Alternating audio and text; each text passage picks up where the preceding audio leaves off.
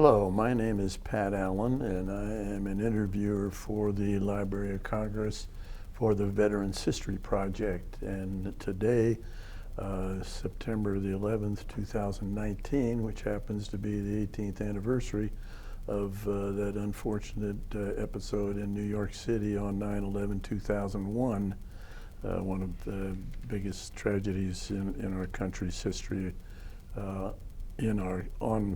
our country's land. Today we have the pleasure of interviewing a Vietnam War veteran, Stephen Adrian Gillie, and it's being photographed here today by Brian Powers, who happens to be running the project for the Cincinnati and Hamilton County Public Library, and he's our cameraman here today. And Mr. Gillie, thank you for your service, and thank you for agreeing to do this interview. I've been looking forward to it. You're welcome. If you would, tell us your full name and when you were born and where. Stephen Adrian Gillie. I was born in Hamilton, Ohio, May the 19th, 1949. And how long did you stay in Hamilton? I was just born there. I And grew you up in Middletown, Ohio. And how old were you when you moved to Middletown? Just right away? Well, I was just born there. Okay. My mother went there to have me, and they lived in Middletown. All right. Why, I don't know. And what were your mom and dad's names?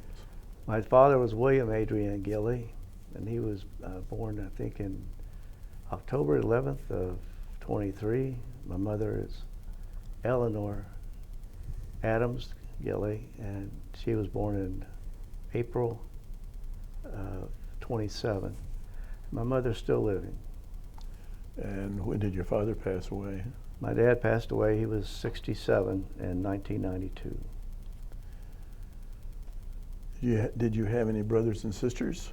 I have two sisters, Rosemary, I think she's 68, and my other sister, Cheryl Ann Huntsberger, is, let's see, she's 65, I believe.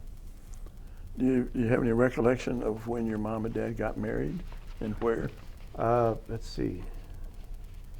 They got married in 1946 in Kentucky, just over Maysville, Kentucky, I believe it was. All right. Down on the Ohio River? Yes. And do you know how they happened to meet? Oh, my dad and his mother and father lived in Middletown, near where my aunt and uncle lived. And she saw him when she went to visit her sister. And my mother met my dad then. Was it love at first sight? Well, that was before the war. So I think during the war she had another boyfriend that she broke it off with sometime or other, and apparently they got together right after the war. Was your dad in the service during the Second World War? He was in the Army during the Second World War. Where did he serve? I know he was in Texas and the Philippines, but he never talked about it. He had some scars that never could figure out, but he said very little about his experiences in the Army. And growing up, I found that to be true of a lot of kids' dads around where I grew up at. These houses were all built about the same time. We all grew up in what was called Mayfield subdivision of Middletown. And we all went to Mayfield School until the 8th grade, then we went to Manda, and that's where I met from Manda to Monroe. But while we were living in Mayfield, and I was growing up there, like I said, the houses were built about the same time. So the parents were all mostly, the men were war veterans. And it was interesting to see, as I look back on it, how none of them really talked about their war experiences. I had an uncle who lived 2 doors down. All I know, he was in the Navy, another uncle that was in the Navy. Neither one of them spoke of where they were at or what they did. But I'd hear them talking to sometimes another veteran, and they would relate some of the experiences with them. And I guess that's what we try to do now when we meet in these sessions with other veterans, talk about PTSD and things we all have in common. And I look back and it's probably what they did then. Maybe it was easier for them to talk about it then to others. Do you know if your dad was in combat in the Philippines, or was he there after the U.S. had captured the Philippines? I believe he was, the only time I know for sure that he was there was afterwards. And I don't know how he ended up there or what he was there for. Okay. I know it was sometime at the time he left for Texas, he was they were going to invade the mainland of Japan. He was part of that, going to be part of that invasion. And they were just so many days out from invading the mainland when they surrendered. So from there he went to the Philippines. Okay. And I don't know what he did before he was in Texas. I don't know where he was at there. Well, did he enlist or was he drafted, do you know? He was drafted. All right. And do you know where he served any of his boot camp or anything? No, I have no idea. He never spoke of it. Well, when he got out of service, what did he do? Where did he go to work? He worked at Diamond National, a paper company, and that's where my grandfather worked on my mother's side. And he worked there till he retired. All right. And Diamond National, you said, is in Hamilton or Middletown? It's in Middletown. And is it still in business? It's no, it's gone out of business, and they still run a paper making company there. But he did lithographing, where he operated a 5-color press. He was a lithograph pressman.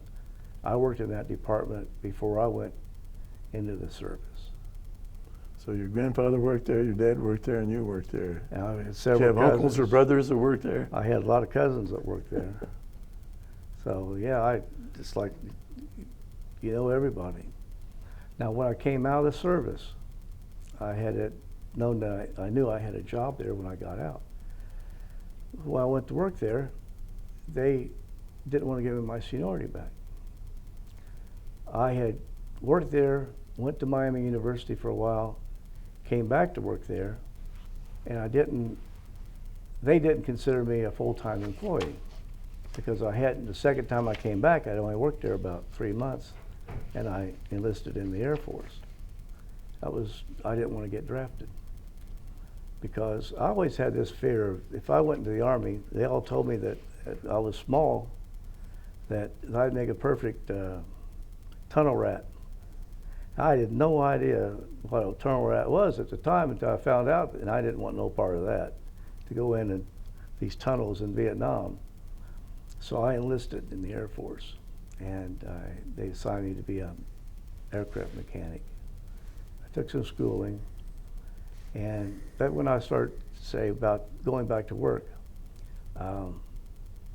I went to work there for a while at Diamond National, and then they laid me off. They weren't giving me any seniority back. So I went to the American Legion, and they didn't believe me. I said, no, I'm serious. They didn't think they should have to give me my seniority back. So they called, I met with the Diamond National Labor Relations people and an attorney from the Legion, American Legion. And she heard their side of it, and she was a lady attorney. She heard their side of why they didn't want to give me my job back. And when they got done, she said, if he worked here 1 hour, 1 day, 1 minute, you've got to give him his job back, any seniority. And you're going to give him his vacation pay for last year. And then after January, he gets vacation pay for the following year, for the next year.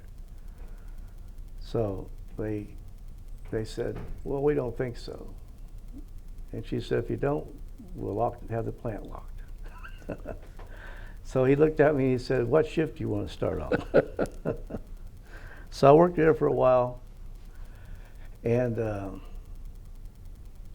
I was standing there working one day in a break area, and one of the older fellas there, last name was Crow.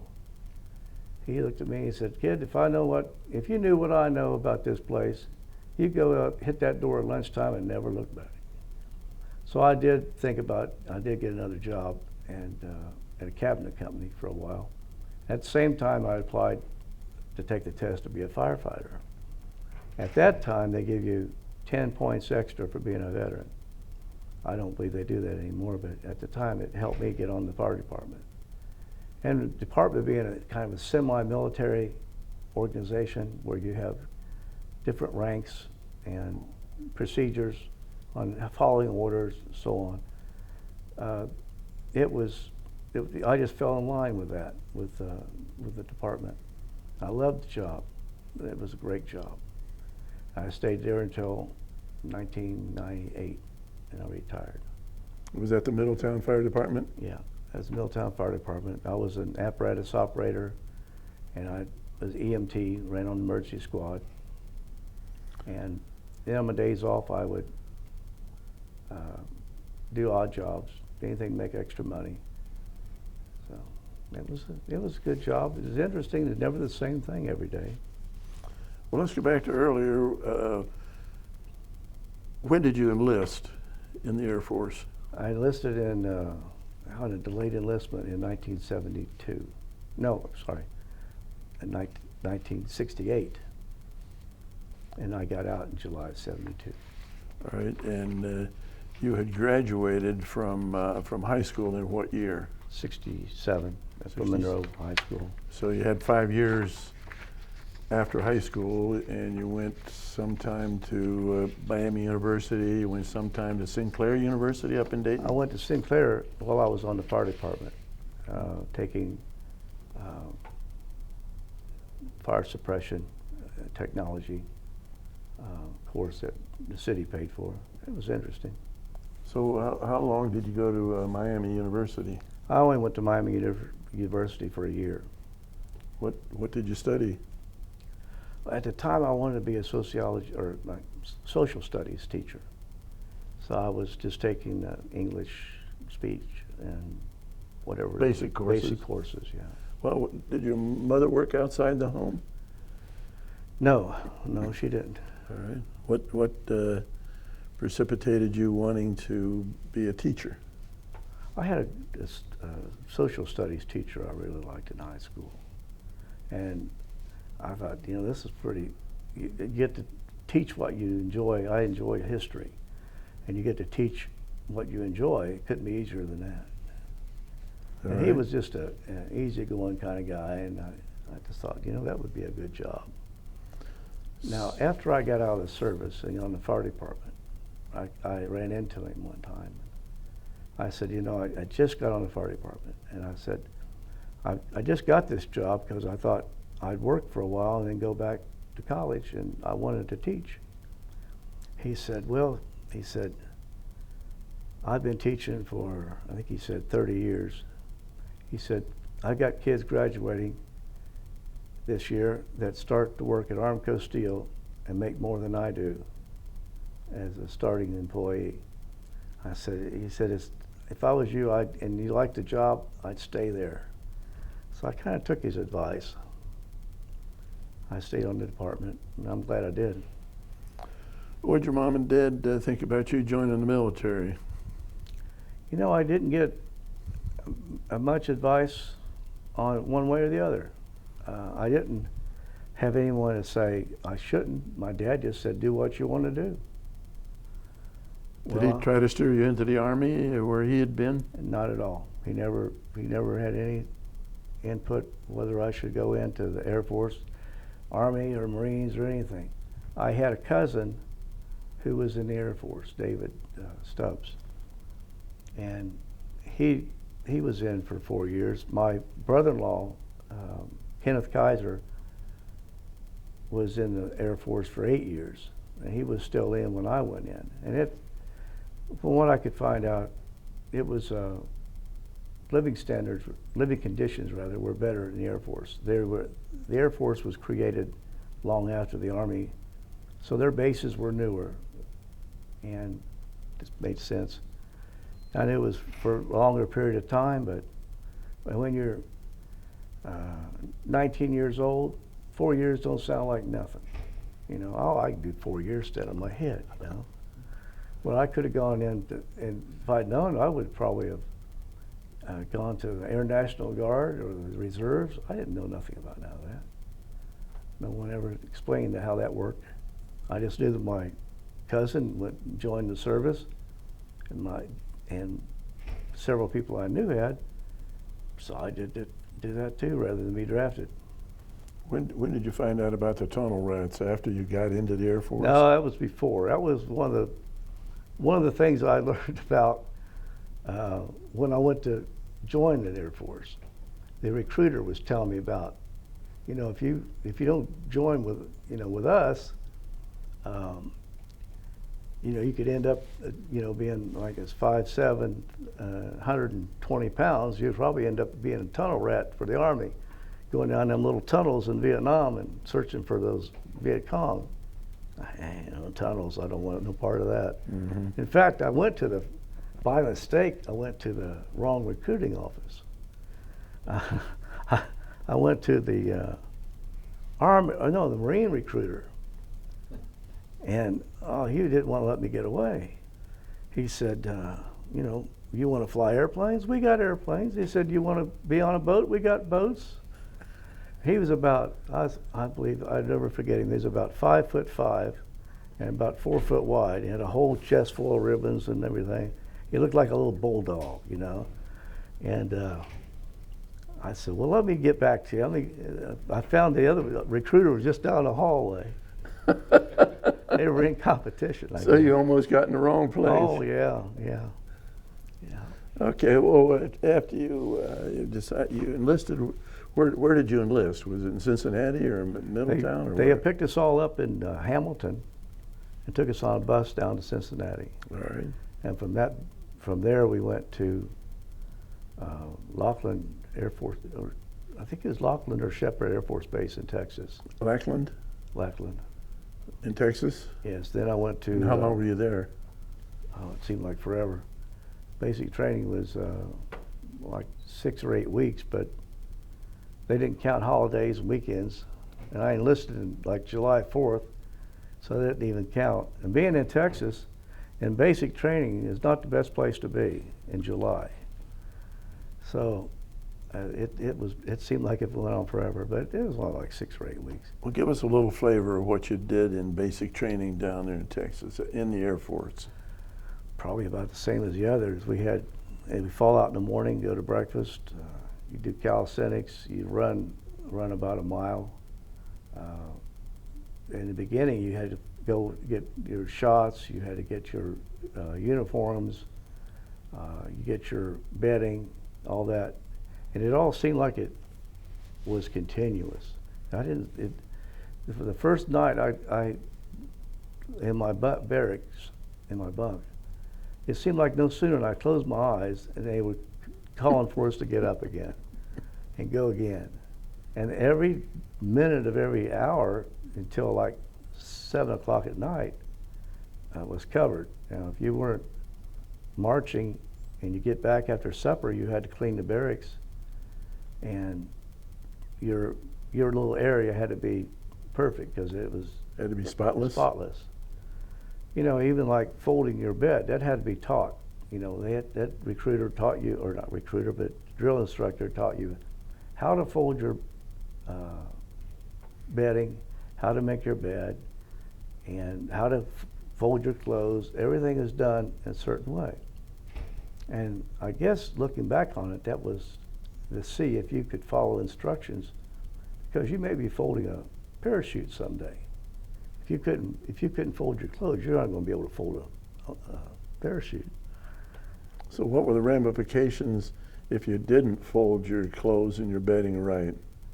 Well, we had a little tag, a little piece of paper we put in our pocket and folded it over, and it was a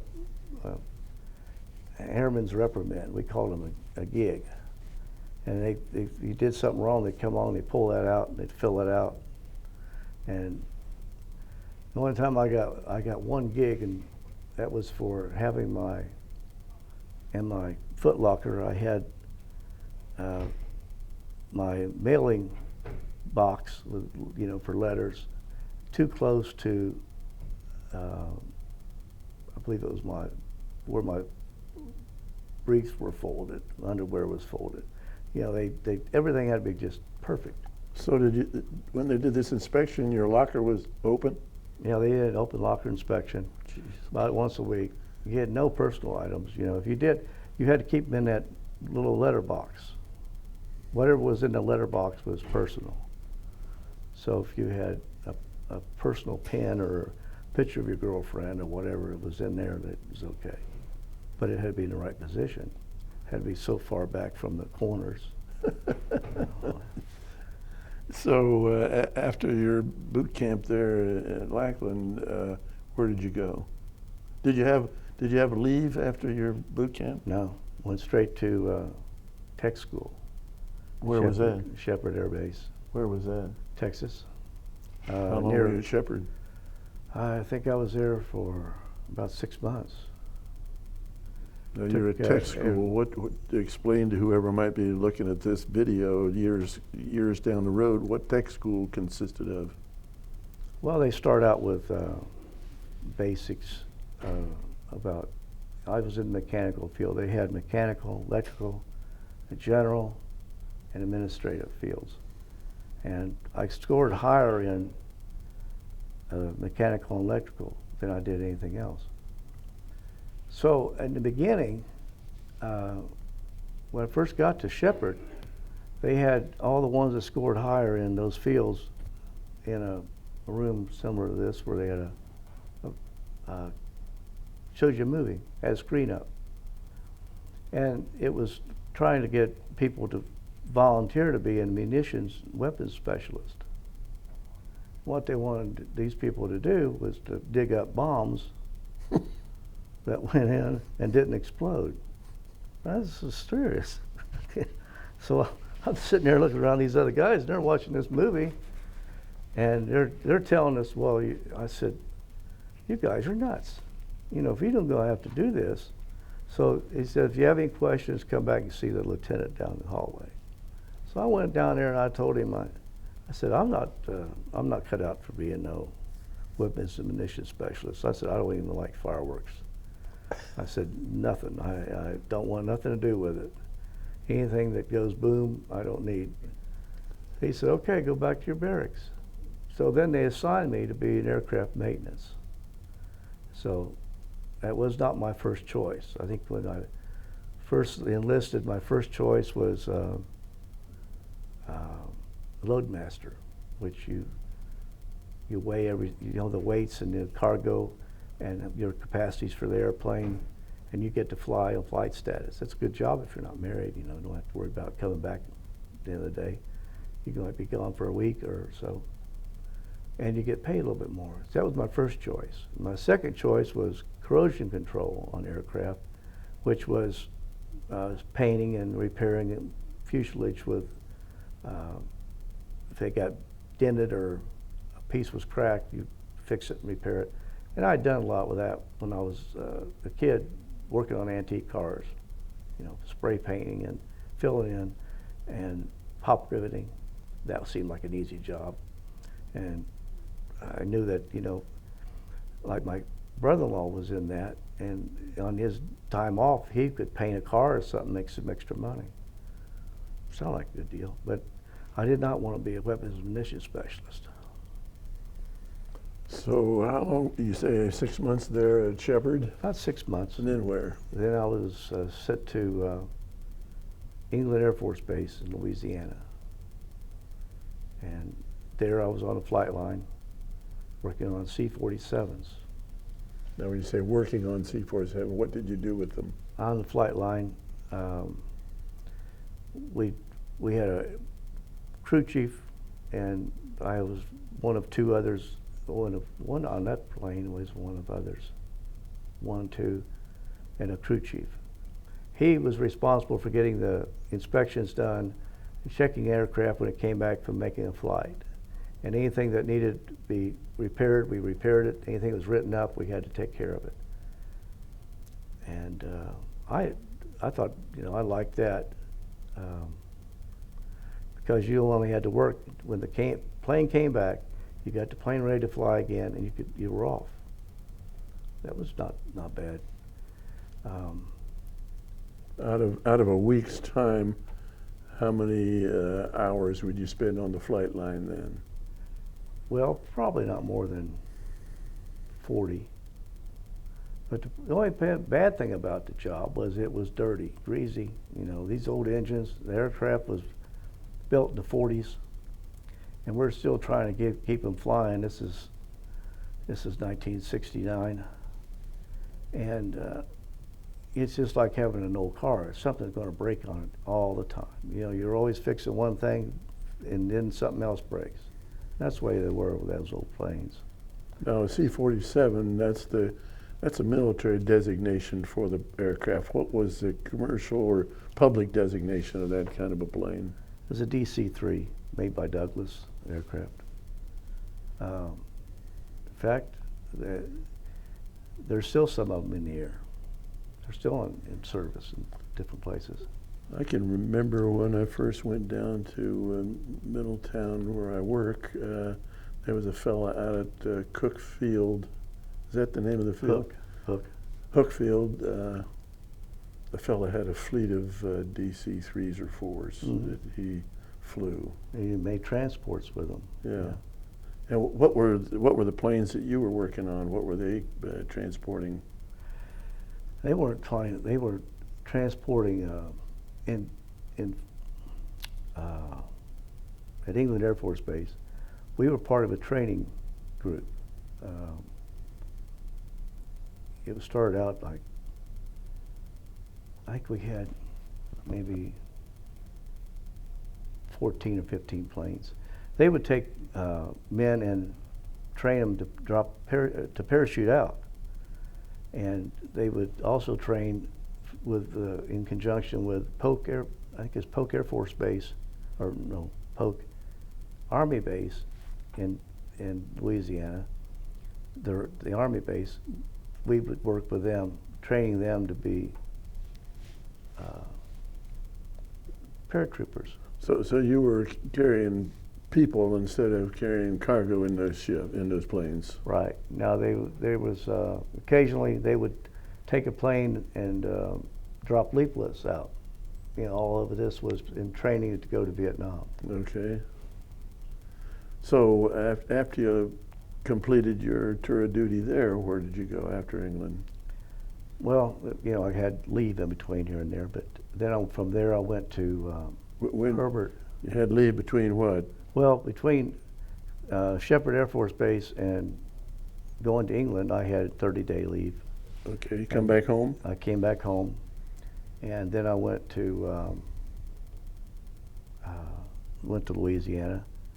Then I got leave before I went to Hurlburt Field in Florida. How long was your leave?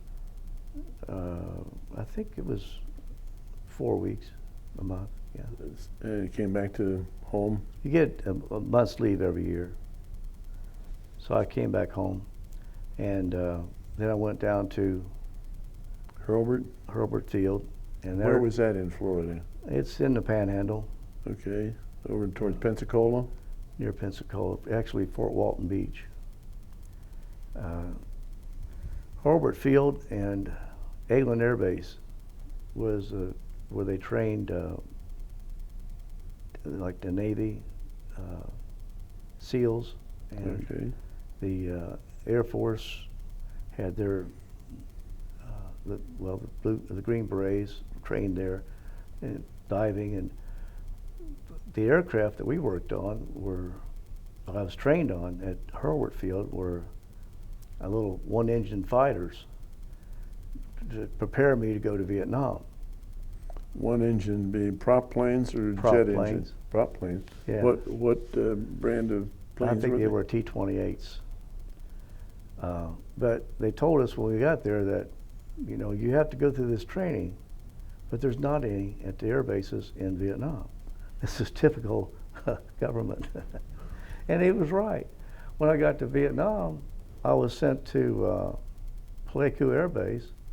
They didn't have any T-28s, but they did have C-47s. which the other people that were sent there from other places had never seen one. Never seen So a I C- had a never seen a C-47 or never worked on one anyway. So I got there and I got to be in the phase dock where I made inspections on the planes. I had worked on C-47s, I knew where everything was. Well, now, did you go to Vietnam right from Florida? After your leave, did you go to Yeah. Vietnam? Hmm. I Where- flew. where I had some leave after Fort Walton, or left Fort Walton Beach. Drove back home, and then I went to Cincinnati and took an airplane to, to Vietnam. Direct flight, or No, did you, I had to go from Cincinnati. I left in July. I went to, no, it wasn't. It was December. I left in December. I went to Alaska, which is, Alaska in December is nothing spectacular. So I went from Alaska to Hawaii. One big change. And I'm out, about giving out enough time to walk out on the tarmac there and look around up one way and down the other, and it was time to get back in the airplane again. And we flew straight in from there. I think we landed in one of the islands. Oh, I guess we landed in Japan. Yeah, we landed in Japan, and from Japan we went over into Cameron Bay. I never forget going. It seemed like the further we got, the older the stewardesses were. no? And the lady that went from Japan to Cameron was probably in her 60s, so I'm only like 19 years old.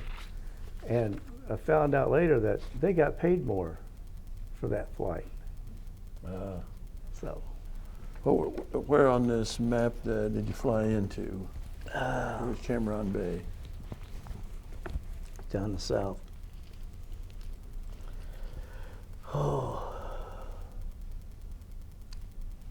that's a lot of coast. I mean, just about. Right there's Cameron Bay. Right here. So I flew into Cameron Bay. Can you see that? And Okay. then from there, I believe it was a helicopter that flew me up to Pleiku. And now Pleiku Air Base now, the field is like a little national airport. They took over the field. I've seen pictures of it since then. Well, from there I was there about 5 months. What was it like in Pleiku when you Pleiku's in the landed north there? central highlands. Right here is a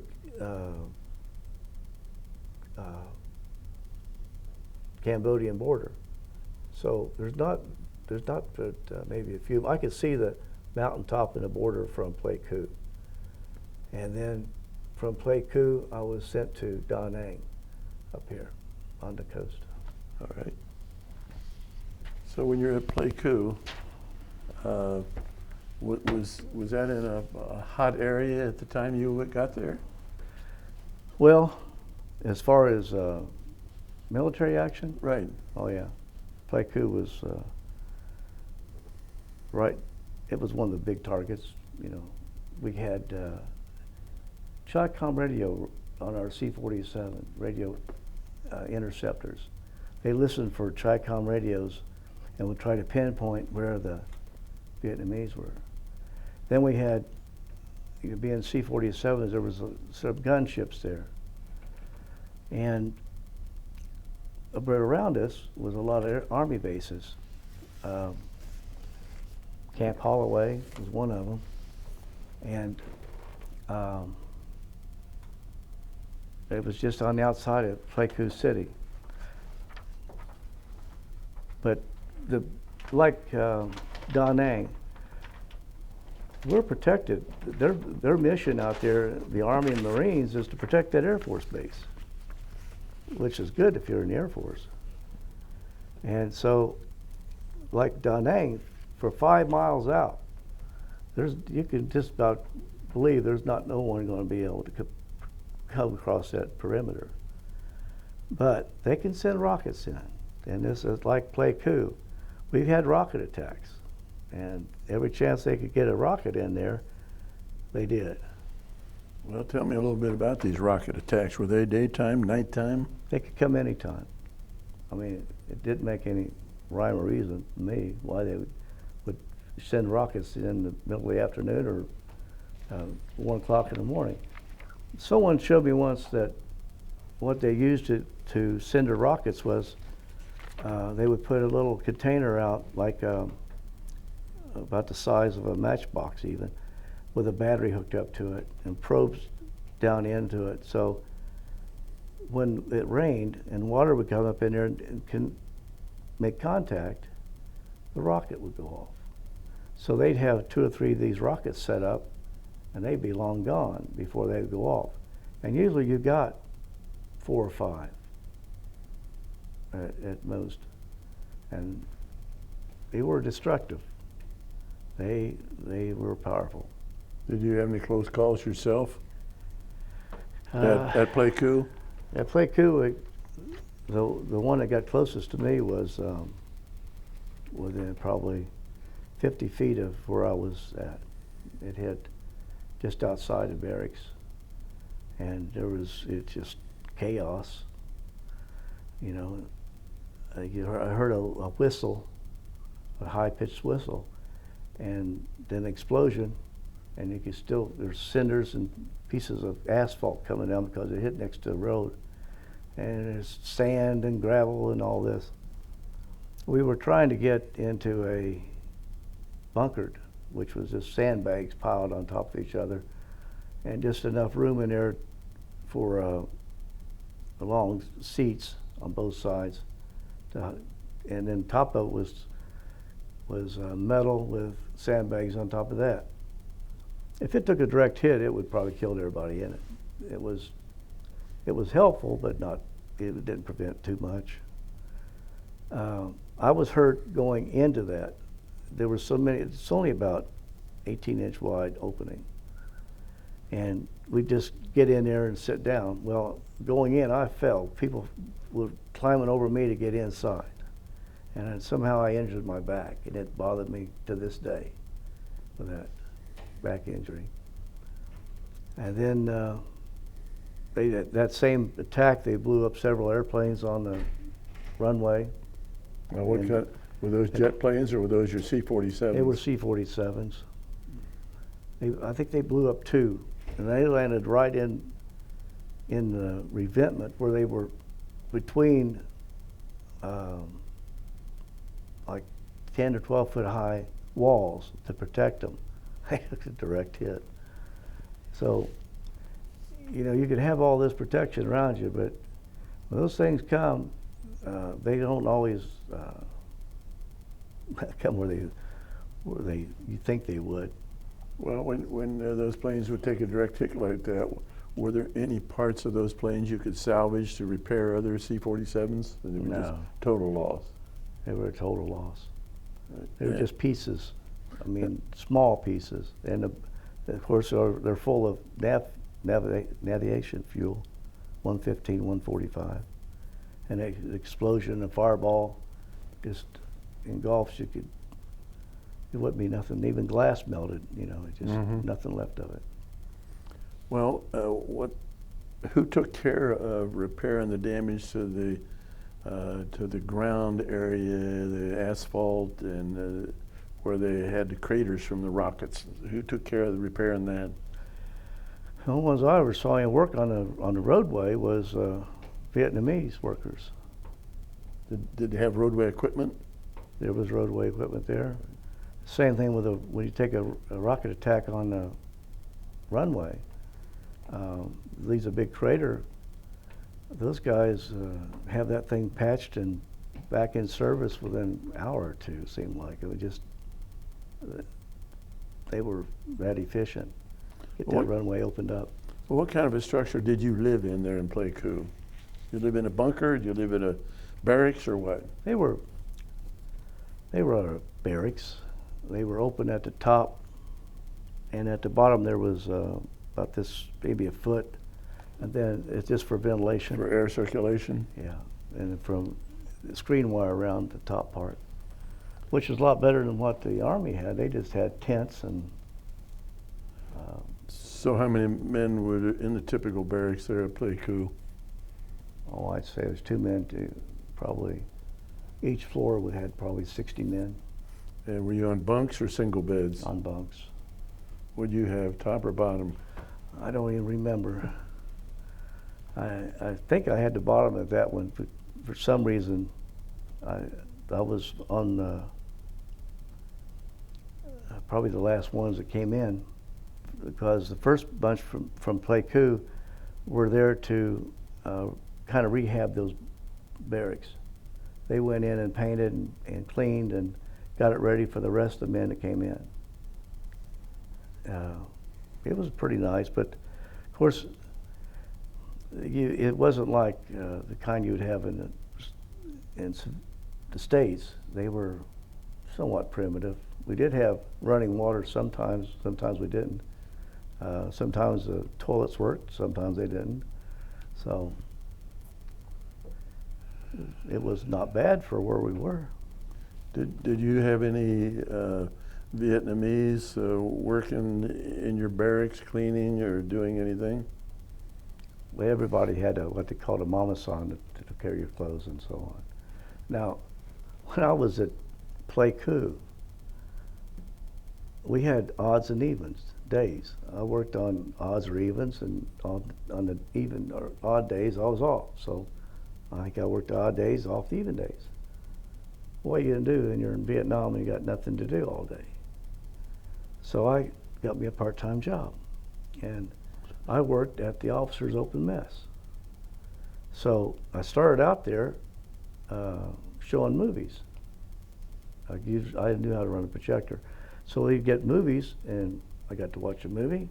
I made about $2.50 an hour, and I made popcorn and got some tips, and I enjoyed that job more than I did working at the air base.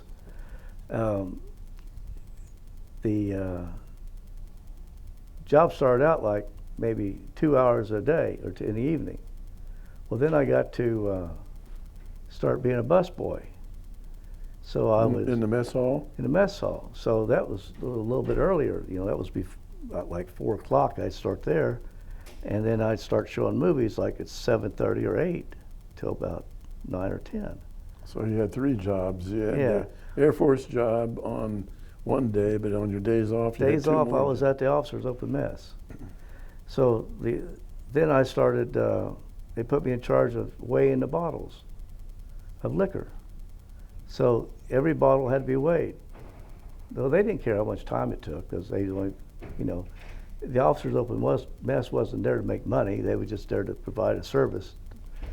So that took a little longer. So I got to start going up there on my day to work or day to be off, like at 8 o'clock in the morning. And I stayed busy there all until the evening. Then we started making money all day. Well, then I started. They got a supply sergeant in. He was in charge of getting all the supplies in for the cafeteria there, as well as the liquor and things. So I started driving a pickup truck over to the Army bases to pick up the supplies with this staff sergeant, staff sergeant. And occasionally we'd get a little bit extra stuff. Food or we'd get an booze? extra box of steaks or extra box of hamburgers. The booze was they didn't have much leeway on that. We didn't get anything out of them. But we'd give it away. What are we going to do with a box of steaks or a box of hamburgers? Well, we just give it to the other guys in the barracks. What really got me was the officers' open mess had just about anything they wanted. Lobster, steaks, anything you could think of. Whereas the NCO club down there, or the Airmen's Club, they're lucky to get bacon. They didn't get much. So I'll tell you the other thing about going in the service that I never mentioned before. This staff sergeant and I got to be very good friends, and he was a black fella from, I think, South Carolina. Now, growing up, I was never around Afro-American people at all. Even in high school, there was not any black students in my high school. Not that anybody said they weren't allowed, but it was kind of a farming area. We was at the edge of town, and from where I lived over was all farms. And even in the middle school, was Amanda, there was no, in elementary school, there was no black students. Now, the black students were downtown, and they were all in that area. So until I went into the service, I never interacted with them. I knew them, I knew some, just to say hi, and my dad worked with some. But cultural differences, that was all new to me, you know, things that I just never thought about. And when I got into living with them and getting along with just like anybody else, some of them I got along with, some of them I didn't, and some of my best friends in there were black, as well as good friends who were, you know, both. And there was not, even when I went in, there was only like one or two that were Mexican, that had any, what we call Latino. They were, now that there's a lot more, of course. Right. But I stayed in touch with that staff sergeant. After I got out, he became a senior master sergeant before he got out. We stayed in touch for years. His name was Edward M. Brown, and one of the finest guys I ever knew. One time when my mom told me that they needed a roof on the house, and that was going to be kind of expensive for them, he said, "How much is it?" And I said, "Well, I think around $500. He handed me half of it. He said, "I had a good night at the games." He said, "I said, The Master Sergeant gave you? The Sergeant Brown Gave you half of that? yeah, Maybe $250? that was a lot of money in '68, Yeah, it '69. was. He said, "Here." I said, "No, I can't accept that." He said, "You don't." He said, "Just take it." He said, "I'm glad that I can help you." He'd been playing poker the night before, had a good night, he said. But he was a very generous person with everybody that way. You know, he's always helping out. Well, So that was an eye-opener for me. Well, when you got these extra steaks or whatever, bacon or whatever extra you got, where would the fellows cook it? Down at the NCO club or what? No, they took old barrels and made burners out of them. Some of them had like little charcoal grills. Okay. The hot dogs, they just took two forks and put one on each end with a wire and plug them in the wall. And they had hot plates. So most of the time they just cooked on hot plates. You know, just brown them. Well, when I worked in the cafeteria at the NCO club, the workers were all Vietnamese. And I used to kid around with them, and I may give them an apple, or I think at one time I gave them all apples. I just bought a box of them. They were only like a nickel a piece there. Uh-huh. You just paid something, you know. Hamburgers were like quarter. So one time there was an NCO in charge, as well as an officer in charge of the officers club. That was their AFC, was club management. Well, the NCO was a career soldier. I don't even remember his name. But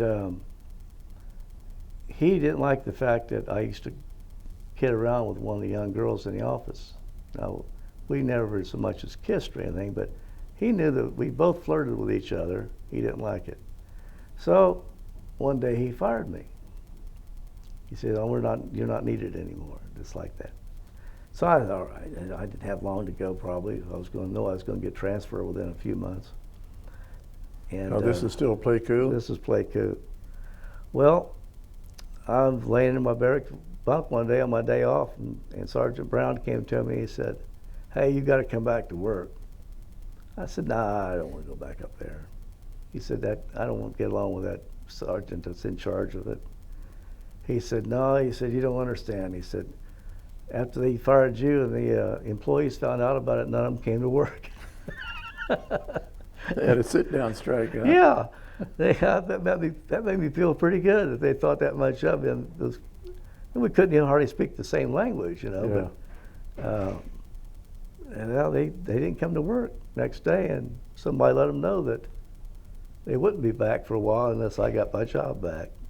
Well, that's the old story of you get what you give. You're Yeah. nice to people, they're nice to you. One time, Sergeant Brown came up from Pleiku. I was at Da Nang, and he said, "I've arranged it for you to come down to Pleiku with me for a couple of days, and you can visit at the club with everybody." So I did, and the first thing they told me is that the girls asked me if I had $5,000. And I said, "What for? What's $5,000 for?" He said, "If you got $5,000, you can marry the girl up front that I used to kid around with." That this other sergeant was going to give her dad $5,000 if she would marry him. And apparently that's what happened. Huh. He more or less bought her from the family there. Uh-huh. And his name I don't remember, but he and I just didn't get along. So at this time, any time when you were in Vietnam, were you married? No, Okay. no, I was single. But Okay, so you get transferred from Pleiku up to Da Nang, yeah, and what were your duties up in Da Nang? same thing. I was in phase dock making inspections. Now, was that a hot area? Were you subject to rocket attacks and the like up there? We had some pretty big rocket attacks. I know one night they blew up the fuel dump that looked like a inferno, burned for a long time. They hit the barracks right next door to me, right out my window, and the shrapnel went through both barracks, but no one got killed. There was a lot of splinters here and there, but no one got killed. And I don't think that when we had the big attack in Pleiku, I don't believe anyone lost their life there that I was aware of. I know when when Da Nang got hit, we had a Mars station I'd call home, and my mother was all upset. On the news, they had talked about that big attack on Da Nang Air Base. Well, I didn't want to worry my mother. I said, "Mom," I said, "nobody told me." I said, "This place is bigger than Cincinnati." I said, "They could drop a bomb in one end of it, and you never hear it on the other end." But so. Now, was that true, or was that you were just Oh, no, appeasing her? I was just making appeasing her, yeah. Because I was there, you know, I saw what happened, but there's no use in her worrying about it. Right. So, and she said, well, another one of my friends was in Vietnam at the time that grew up across the street. And she said, well, he told his mom that they get attacks all the time, and he was scared to death. I said, well, I don't know where he's at, but he's not here anyway. But on the average day, up at either Da Nang or down at Pleiku, was it you still nervous and tense about the possibilities of rocket attacks After the first one, I at was, Pleiku? you know, I was just real jumpy. And a lot of other guys were too. Well, did they ever attack the base there at Pleiku other than rockets? One time they had thought that there was enemy coming across the perimeter, and they had us all fall out and pick up rifles, M16s, and report to pick up the trucks to be picked up by. But all about the only thing we did with them was get our picture taken with them. But, I never did shoot one while I was in Vietnam. But you told me a little bit interesting about the distribution of the rifles. How much ammunition did they give you? I don't even remember getting any Well, ammunition. didn't you tell me they gave you 6 bullets? No, that was a friend of mine. That was he was in the Philippines. They was telling a story about, he was a good friend of mine, Ralph Hicks, was in Korea, and he was telling a story about once they had to fall out and everybody picked up a rifle and they all had 6 bullets. And they said, well, we had to divide them up. Each gets 6. And he said, well, what do I do when I run out of 6? He said, beat them with it. But that was over in Korea? That was in Korea, yeah. I never shot a gun while I was in Vietnam. Do you have any threats of attacks other than rockets at Da Nang? Just no. I think they were really worried more about spies and placement of bombs. They were starting to frisk and look at everything real close. There must have been some sort of a threat of people carrying bombs on, or they did find one guy who had drawn a map, an employee who worked there. One of the Vietnamese? One of the Vietnamese employees had drawn a map and shown where everything was around it. So, you know, that was, they were, by 1969, when I was there, no, in 70 when I was there, they'd already been in the country fighting for so many years that they knew what was going on. They were pretty well protected. Now things changed about 71 when they started turning all the bases over to the Vietnamese. Well, then the North Vietnamese just started taking over. Mm-hmm. But you were out before that? Yeah. When you were on any of these bases, did you have any responsibility for any repairs of any helicopters, or did you even have helicopters at the bases? I never worked on the helicopters. I worked on C-47s until I went back to the States. And then I went from an old C-47 built in '46 to a C-5A in about 2 weeks training. You'd mentioned that you'd had some training for planes that were going to be dropping leaflets. Did they do that over in Vietnam? Yeah. What planes dropped the leaflets? I'm not sure. Did you have any C-47s that came back into the base that had been pretty well shot up by ground fire or anything? Not too many. No, I never. Of course, that was the planes I worked on. Never came back with any holes in them. Good. But I think some of the AC-47s, which were the gunships, some of them came back. They'd taken some holes in them. The ACs had guns down, machine guns on one side, and I think a .50 caliber in the door. They could lay down shot an inch apart in the size of a football field in like 3 minutes, 2 minutes. That's what they called it, a killing field. Because anything in that pattern in that path is dead. Yeah, they're very effective. In fact, if the war had drug out any longer, they were going to put C-47s back into production, but with bigger engines. They were testing them with turboprops. But the thing was so old that the turboprop blew the tail section off of it before they could test it. That did happen in the test?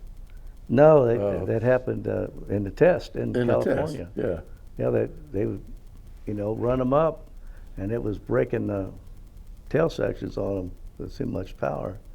The planes that I worked on had been upgraded. They had gone from like an 1830 engine to a 46, I think, 4600. Increased the power. Because these radio interceptors on the plane, there's like 5 of them. I think they had 3 on one side, 2 on the other. And they were probably 4 foot tall, heavy things, all they would sit there behind them with earphones on and listen for communications from below from those Vietnamese radios. Okay. Try to pinpoint their movements. Okay. They were called EC-47s. EC. EC, electric goons. They called them gunny birds, but for the ECs were electric goons. And there have been a lot of modifications. They had a bigger dome on the front for radar. Okay. It's funny, the story is that they made all these special fiberglass domes for the front of the C-47s for the, I think they said radar for the front. But then they sold them all. Well, then they decided they had to buy them back, and the guy they sold them to was using them for like chicken coops. So he had a farm, and he had to sell them all back. They bought them all back and had to pay him a big price for them. Oh, gee. Had a good time cleaning them out, too. Yeah. Well, you know, when I was in college, we traveled to some basketball games on DC-3s. Mm-hmm. And I don't know if this was true with your planes, but the first time I was on there at night, and you see this backfire coming off these engines, I thought the engine was on fire. Did they still have that kind of engine on these DC-3s? You know, the DC-3s had, yeah, their exhaust was just straight out. Yeah. And you could definitely see the flames coming out from under it. Well, now on your C-47, was it like that or what? Well, I never flew on them. I just worked on them. So did you ever see them? Did you ever ride in one? Well, I'd run them up, run the engines up, and sometimes you could get a mag drop, and you would there was like 2 plugs in each cylinder, and 2 coils on each one, so you could pull one plug off and then push it back in, or pull them both off and hit them both at one time and blow carbon off the pistons. When you do that, it'd shoot flames all the way to the ground. I mean, just a big, long red flame, Okay. trying to blast the carbon off of them. Okay. Now, you're flying, if you got a mag drop, I suppose they could probably try to take care of it while they were flying. Well, I know is I thought the engine was on fire, and then we would be up high enough I could hear the ice getting thrown off the propellers hitting the fuselage, and I didn't like that at all. What you probably heard was they had de-icers on the wings, and when they would inflate, when they get Okay. ice on the wing, and they'd inflate, go Okay. back down, and then that ice would blow back onto the rest of the plane. Okay, well, all right, but I didn't like it, whatever it was. No, you don't want to hear nothing when you're in an airplane when you're flying. That's right. So, were you discharged then from Da Nang to come back to the States? I came back for leave and then went to Delaware, Dover Air Force Base. How did you get back home? Military means or by commercial flight? Commercial flight. And what'd you fly in? Jet, probably, I think it was Delta. Delta? Yeah. Where'd you come back to? I think it was the same route. I think we came from, I left, this time I left from Da Nang and went to, I think Japan, from Japan to Hawaii. But I got into, this time we came into California, and I had to go to debriefing. I thought, no, I don't know nothing. Why are you going to debrief me about? Well, when you came back, were you in uniform or civilian? Uniform. Did you land at a commercial airport or No. military? It was 3 o'clock in the morning. I don't even remember really for sure. Wherever I got to, it's probably, well, I came back in commercial airlines, but as soon as we landed, we were picked up by a truck. On the tarmac? Yeah, and we were taken to a base somewhere and debrief, they said. You're here for debriefing. And I thought, I said, I don't know anything that isn't in a book already. There's, if you need to know anything about C-47s, ask me. I didn't know anything. And what do they want a debriefing for? But anyway, it was required. Don't tell anybody anything you saw. I said, And I didn't see nothing worth talking about, you know. It was silly. But I guess from there seems like I went from there directly into Cincinnati, and they picked me up and over here across the river. That was a flight back. When did you go to Delaware? I got to Delaware in 71. And Oh, no, I got to Delaware, 71, and then I was discharged there in 72. so where'd you go to Delaware from? Well, I left my home in Middletown. Okay. I drove. You drove to Delaware? Drove to Delaware. And what was your assignment in Delaware? I worked on, let's see, they had C5s, and most of the time I did inspections and upgrades. The plane was fairly new. They had a lot of things that they wanted to improve upon or fix. TCTO, I think they call them, technical order, would come out and say, change this bracket to that bracket or whatever. And most of the time I spent doing that. The last 6 months I was in, I was watching the news or reading about a lot of people were getting out of the service and couldn't find jobs doing what they were trained to do in the service. So they said that the Air Force, and probably the Army too, were letting men go off the base and work for a place that would train them to do another job. Well, I figured, this sounds pretty good. So I went and talked to a few places. I went to a couple of printing shops because I knew something about printing. And I got them to, like a sponsor, to let me work with the Delaware State News. And they had a web press, and I learned how to work on a web press, printing newspapers. Well, I did that for I think it was 6 months maybe before I got out.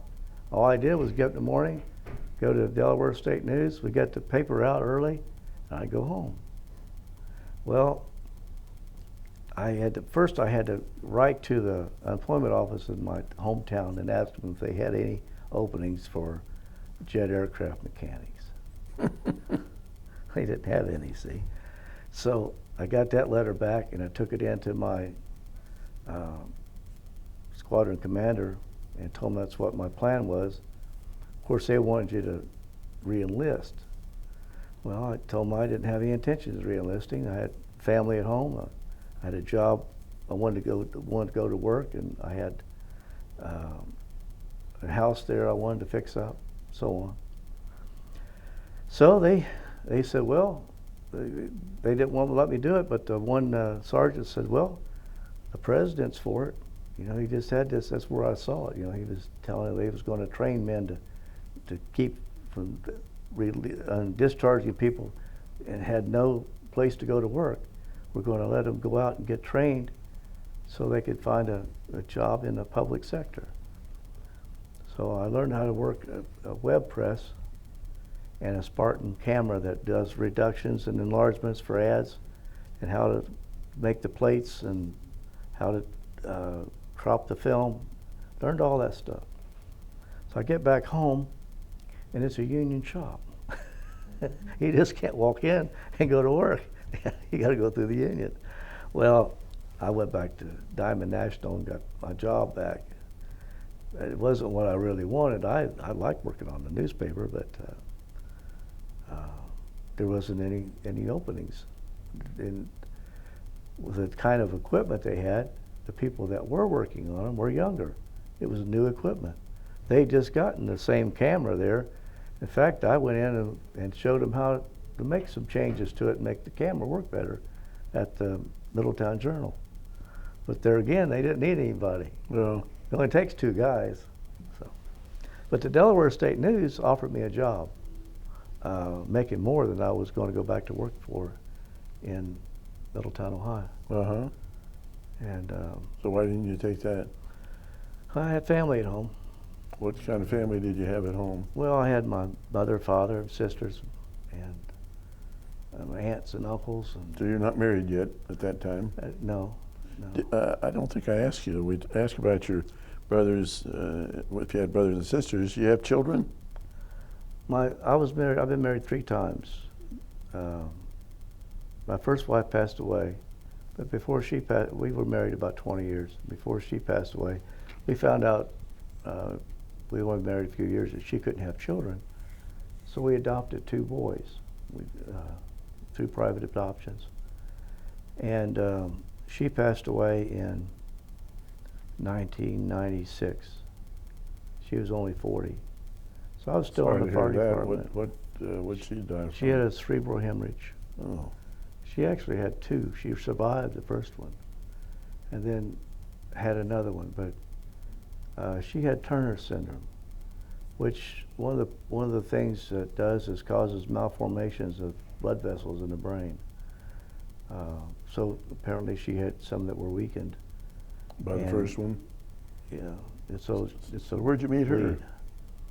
After I was on the fire department, the fire chief introduced me to her.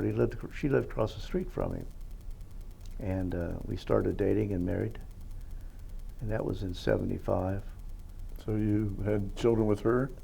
Well, we adopted the 2 children. Yeah, the 2 children with her. Yeah. And then What are their names? Adam and Jonathan. And how old's Adam? Adam's 35. He has 1 little girl. He's not married. And my oldest son is Jonathan. He's 37. He has 2 boys and is married, living in near Columbus. And he does sound and production for stage work. Okay. He went to college down in Florida.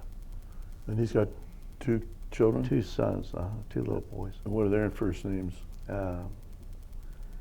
There's This is a test. oh yeah, London and well, I can't think right now. Okay. It'll come to me. And Adam has 1 child? Adam's got a little girl named Aubrey. Aubrey? She's 8.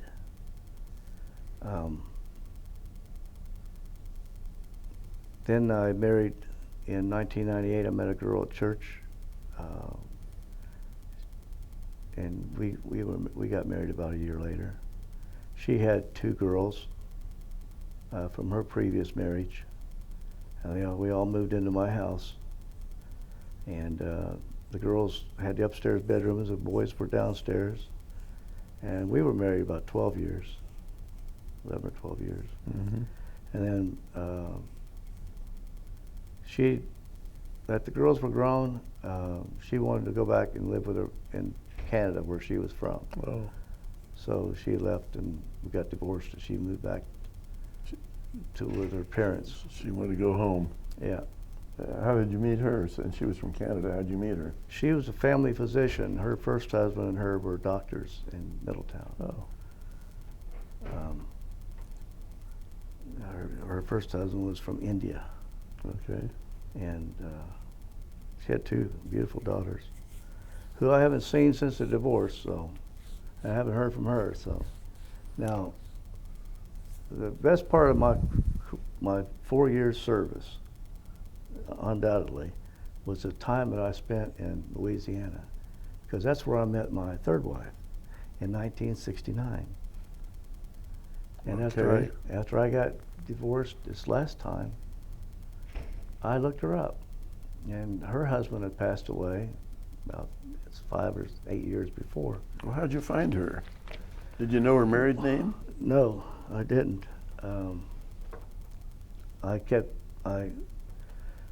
You know, on computers you can find just about anybody if you try hard enough. I had found her before, but I didn't think it was her. Found someone by that name, but it wasn't the right area. Actually, the one I found was in New Orleans.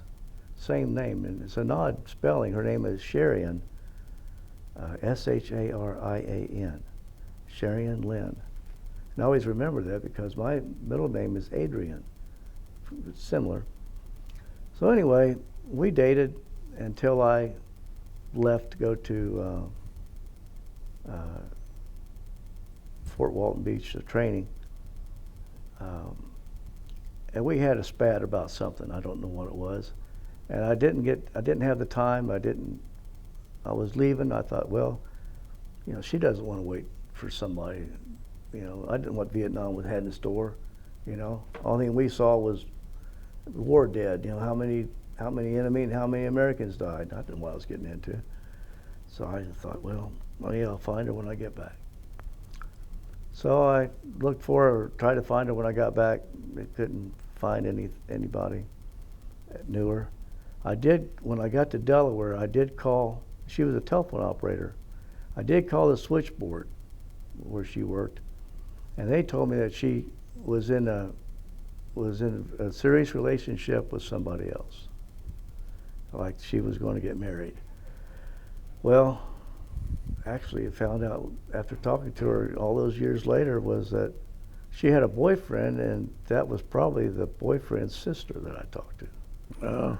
Gave me some bad information.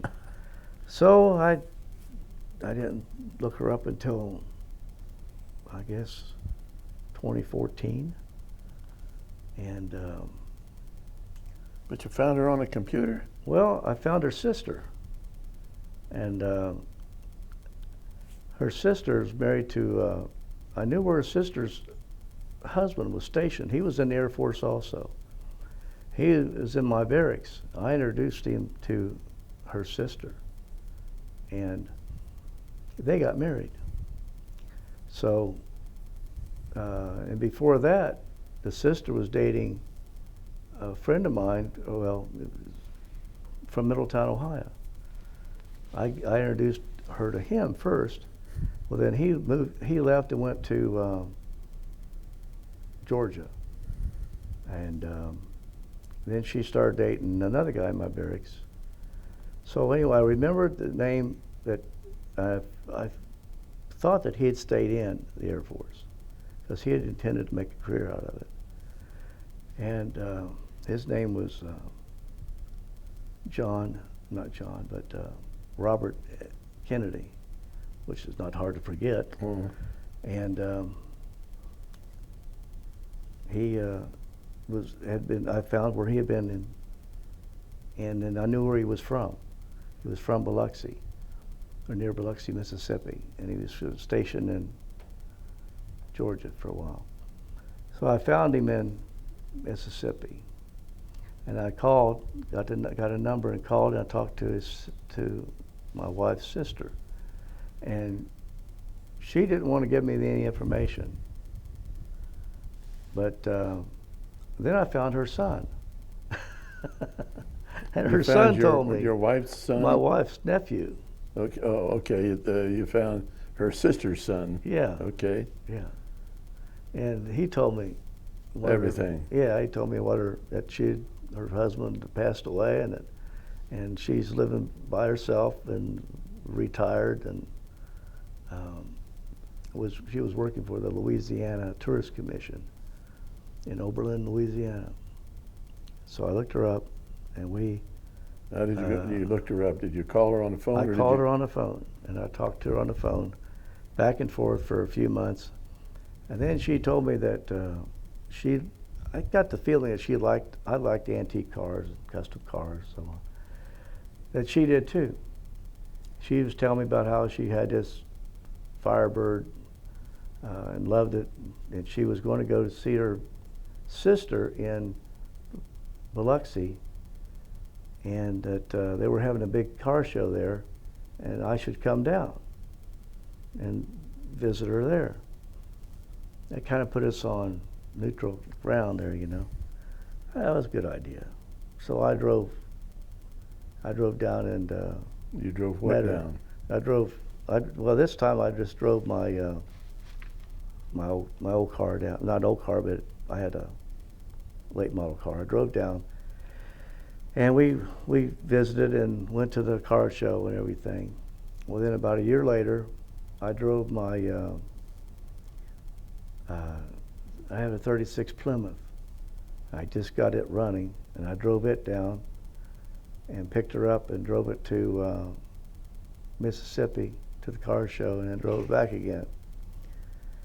And I'd never driven this car. This car had been stored for like 18 years. That's what love will do to you. I'm driving this thing back like at midnight on the highway. I didn't even have a spare tire, didn't have any tools. And I'm driving along and I'm thinking, thinking about this drivetrain I'm driving. This car is a 1936, didn't have a wiper, had old, the taillights were just barely could see them.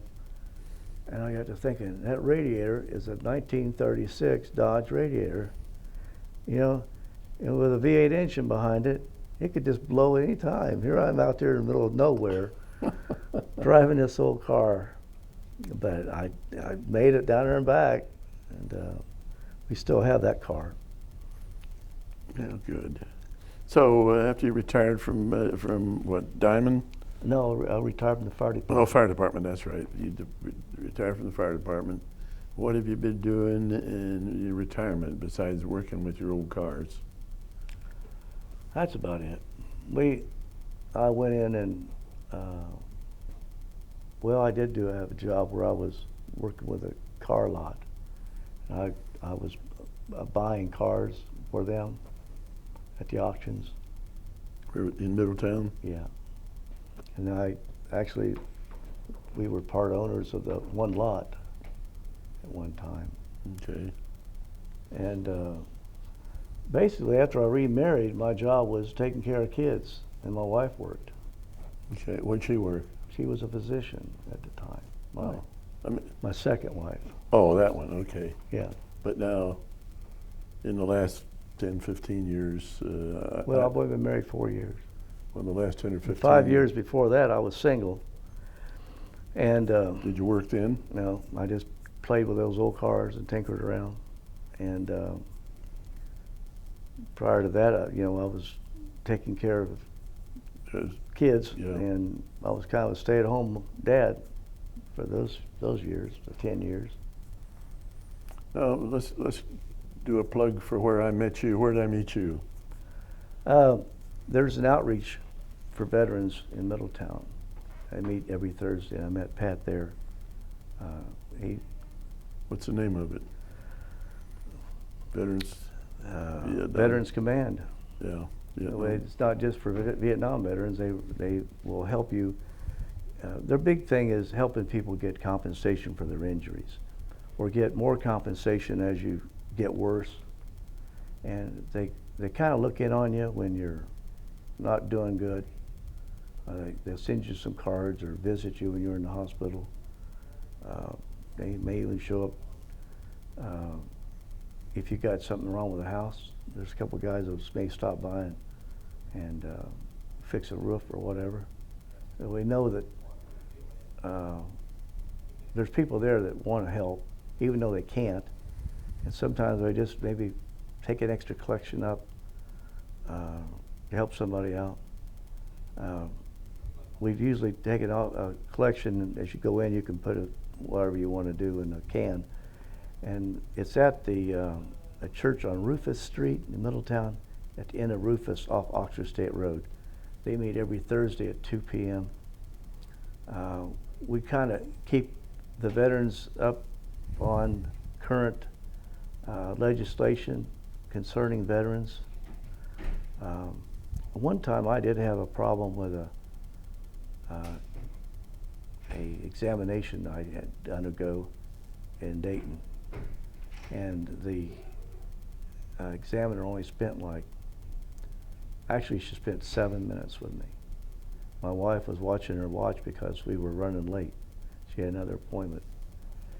She spent 7 minutes with me examining my back to make a decision on my application for increase in disability. She didn't put down how many surgeries I'd had or anything like that on it. And I thought that I was going to be looked at for another problem I had, whether it was my knee or something that hurt. I don't remember. Anyway, I went back to this group and talked to some of the people in the Veterans Command. They said, well, go talk to the patient advocate there and tell them what happened. I did, and within 2 or 3 days, I got a call from the hospital director and asked me if I could come up and see someone else at my convenience. They'd make it work. So about 2 or 3 days later, probably before the end of that week, I was seen by another physician who spent about 45 minutes, maybe a little longer, examining my back and looking at my reports.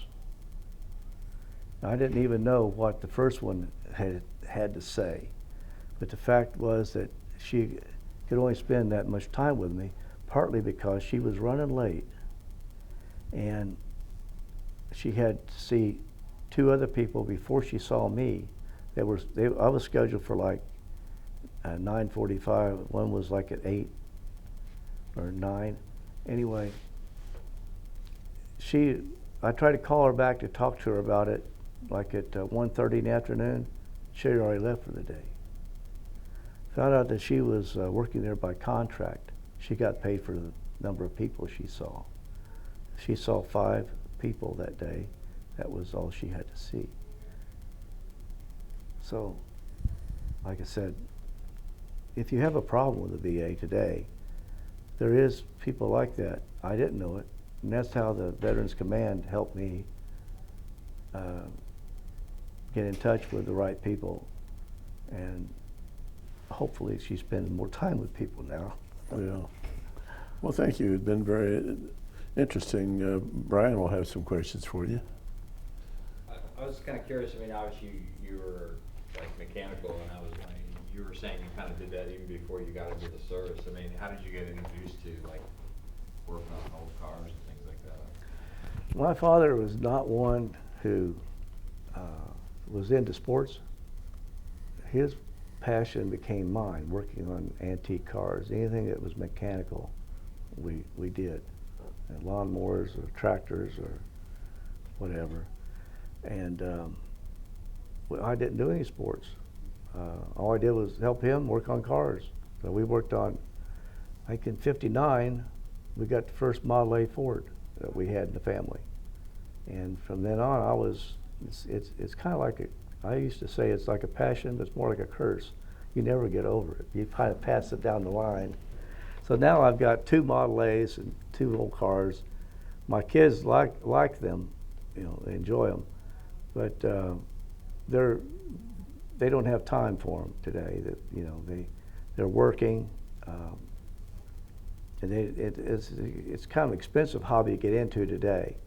It wasn't so much when I was younger. You could buy a Model A Ford for $150, $200 when I was 10 or 11 years old.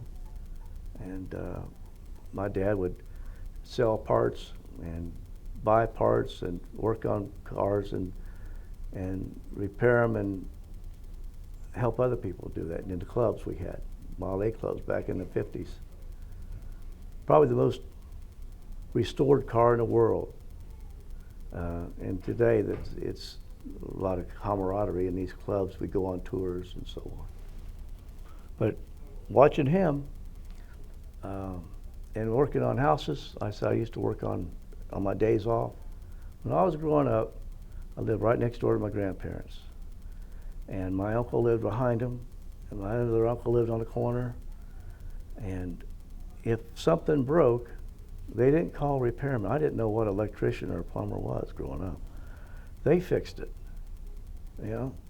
If they wanted another room built on, they built a room on it. They just did it. I don't know. Like they just knew how, like it was in their chemistry or something, I don't know. But about the only thing I ever saw anybody do was fix a TV.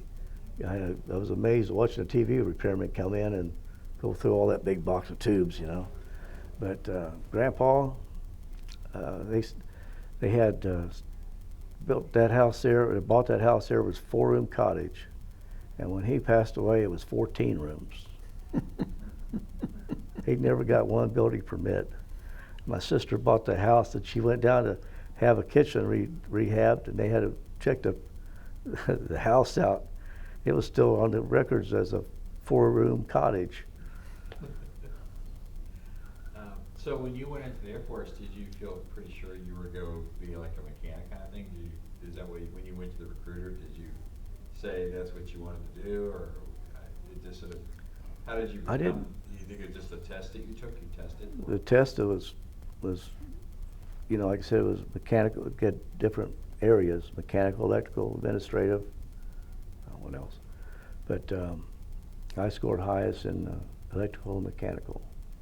Anything within the area, the Air Force, if you scored over 60 on it, as I recall, you could apply for that job. And it wasn't what you applied for as much as was what they needed. So they needed aircraft mechanics, and they really needed weapons and munitions specialists that was willing to dig down and try to defuse a bomb. So were you mostly kind of working on the engines, or just anything on the planes? My 43151 was aircraft engine and what do they call it? Airframe and engine. So anything related to the engine and the airframe, I was qualified to work on. But they had books. It's like YouTube. You know, you just go down the list or whatever, tell you step by step how to fix everything on an airplane, on that area. So and then you had somebody after you got it done with it that came by and checked it off, checked off. It was, anybody could probably do that job to me, if they had trained you. I was wondering what your first when you first arrived in Vietnam, what was your first impression? What do you remember, like getting off the plane? You talk about the first day there. I don't remember the first day there. I was so tired, but I remember waking up. We had a light, that said exit. I was near the front, and I remember a trash can being there, and a rat so big that it had his feet up on the front top, looking down in it. And I think his feet was on the floor. I'd never seen a rat that big in my life. I thought it was a cat at first. The only thing I ever saw there that was big was a rat. But even chickens were little. It looked like bannies over there. Everything was smaller. I think you mentioned, did you arrive in December, or what year? I got there, it was after Christmas. I think I got there like the 31st of December of 70. So I was there all of 70 and left like So January of you got there, 71. like, right, the New Year's, were you there for New Year's Eve day when it became 1970? Don't remember. Okay. I can't. A lot of stuff like that I don't remember. I remember very vividly those attacks, but I don't remember a lot of stuff, like the work. I don't remember some of the people there. I remember running. I was going over to pick up supplies for the officers club, and I went into Camp Holloway, and they used to have like different barracks maybe a little area in the back where the guys would sit and drink beer and smoke, whatever they wanted to do back there, kind of like a little cantina. So while we were there with Sergeant Brown, we were visiting somebody he knew at Camp Holloway. I went back here and sat down, and a fellow from my hometown I went to high school with was in there. And he looked like, he just didn't look like, I just saw his name tag before I realized who he was. He looked that bad. He didn't know where he was at, how he got there. He remembered his unit all of them were here and there. They hadn't regrouped. This was in Pleiku. So I couldn't believe how that had affected him that much, being over there. He was high on smoking dope and drinking, and he looked like he hadn't been in a shower in weeks. And later on, he committed suicide after he got back. Mm. So. so that, what was the name of the town that you flew into, you got into Vietnam the first? Cameron Bay. Was that a typical place that most people arrived for the Mhm. Air Force through there? Seemed to be, yeah.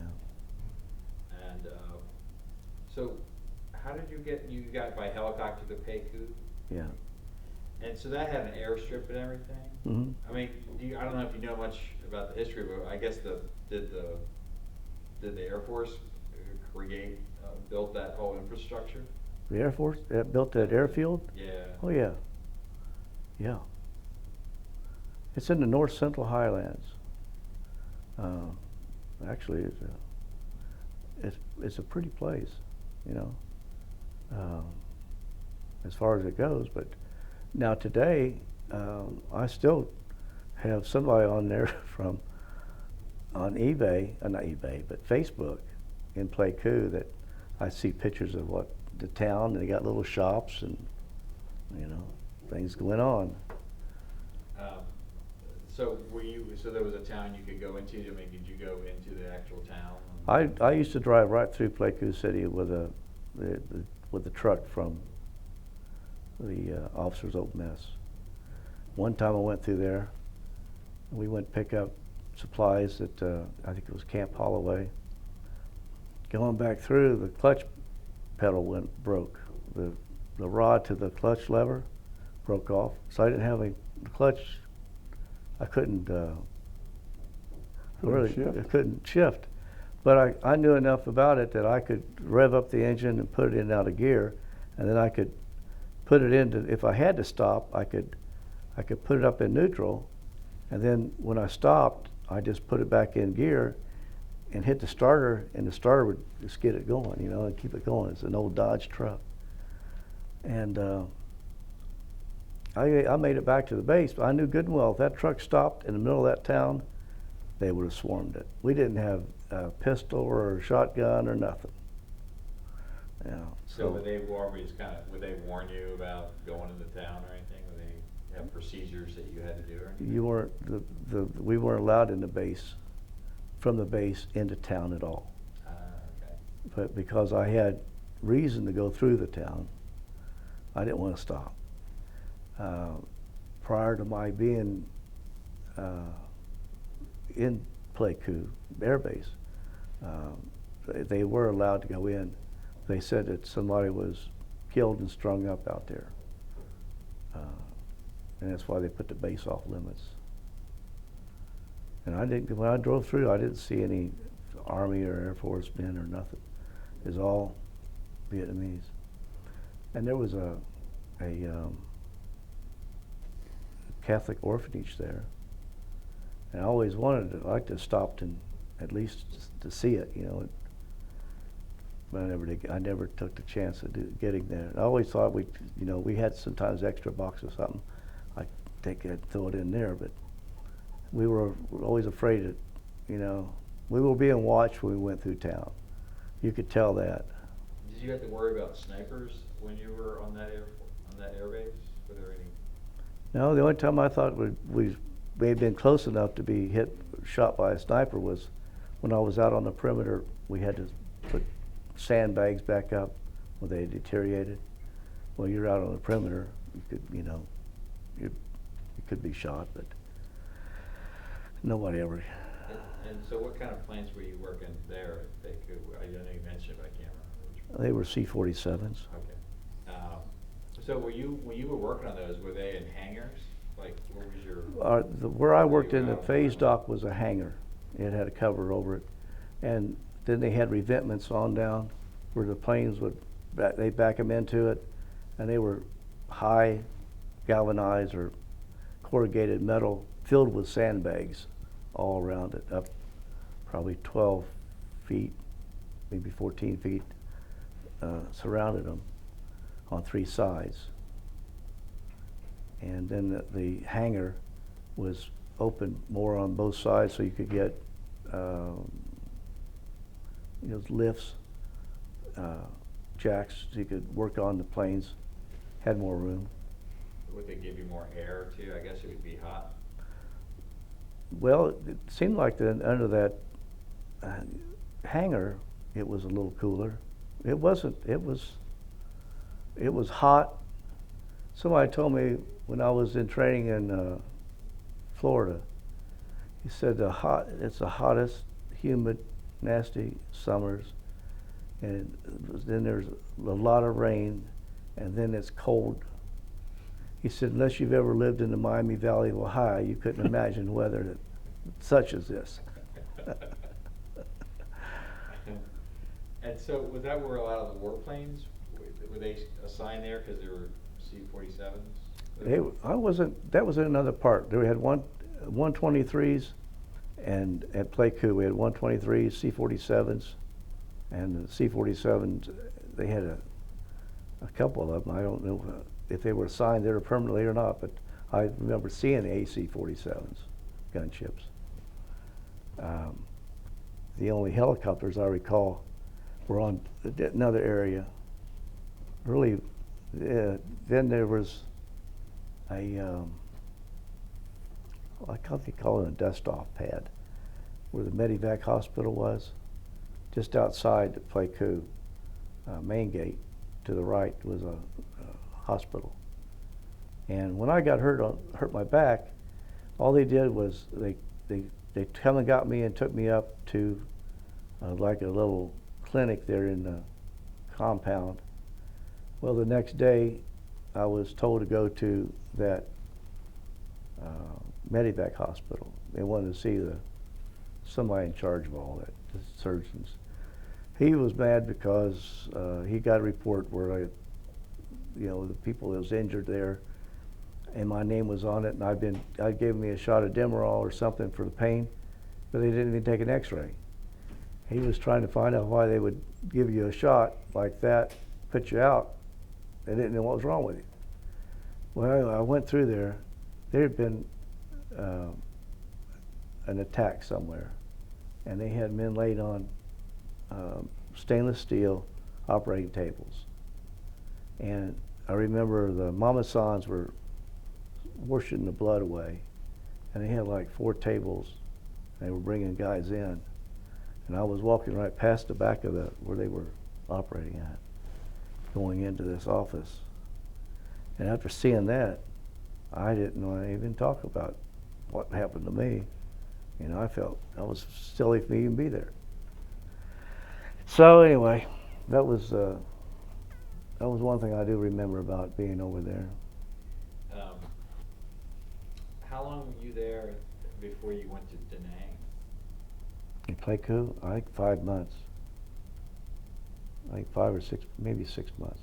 And why did you just got reassigned? Or No, the whole wing, it was called the 362nd Tactical Electronics Warfare Squadron. That whole unit was moved to Da Nang, but they moved it in like two parts. They were working out of both of them at one time. Was Da Nang like a bigger air base? Oh, Da Nang was huge. That's near a bigger Yeah. city there. Yeah, they had naval port, they had R&R center there. It was like a city. I mean, even the base was like a city. They had big commissary like Walmart. They had a theater. They had chow hall, and the alley my barracks was on Rocket Alley. That was the name of it. Rocket Alley? Rocket Alley, yeah. Yeah, I know we've interviewed guys from Vietnam. They were in I Corps. They had these different sections.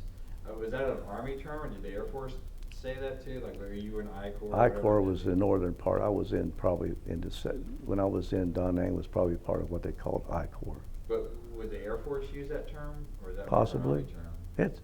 It just designates this area here, a northern area like this. Here's Da Nang. So this up in this area here, northern part, would probably be I Corps. I think this was a 3 Corps, and maybe 2 in the center. I don't really remember all that. I'll tell you what I did when I got out. I took my duffel bag with all my military clothes in it and all the papers, and I put them right in the dumpster and drove out. I never thought about it much since then. I was wondering, when you were over there, was there ever a USO show, or did that entertain? I was just thinking about that. One of the most impressive things about that being there in Da Nang was Bob Hope's USO show. And it was just after we took a big shelling. I mean, the day after. And here's a guy that's a multi-millionaire giving us a stage show. And I remember that it was in a big, like they just carved out a mountain for it.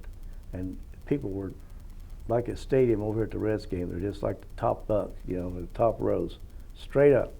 There were seats all around it. And I guess he was there with Ann Margaret and him and a couple other guys. And I thought, man, I mean, for a guy in his position to take time out and come here for us was really, it really meant something to me. You know, I had a good place too. I was up pretty close to the front, and the only time I ever saw him afterwards was in Cincinnati. I saw him down there at that barbecue place. Montgomery Inn? Montgomery Inn, at the old Montgomery Inn. He walked out about the time I was going in. He was going down the sidewalk. I couldn't believe how tall he was, and he was like 6'1" or 2", I guess.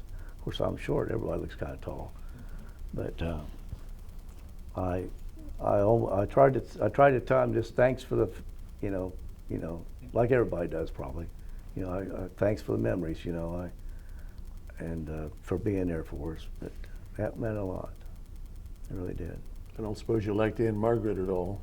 Oh, I remember guys were trying to figure out how they could get.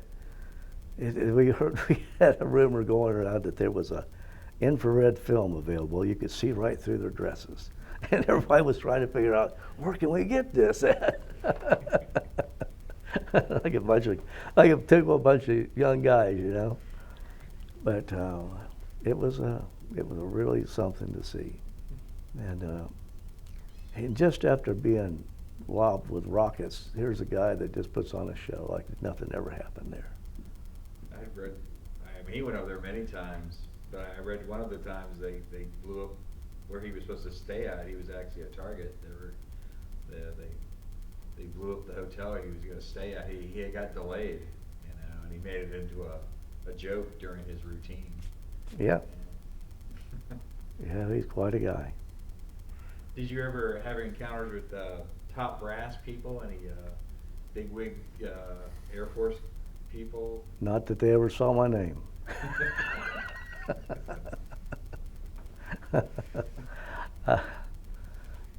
No.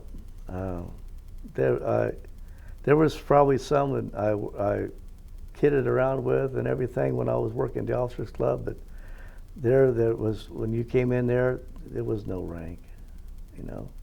It was, everybody just had a good time.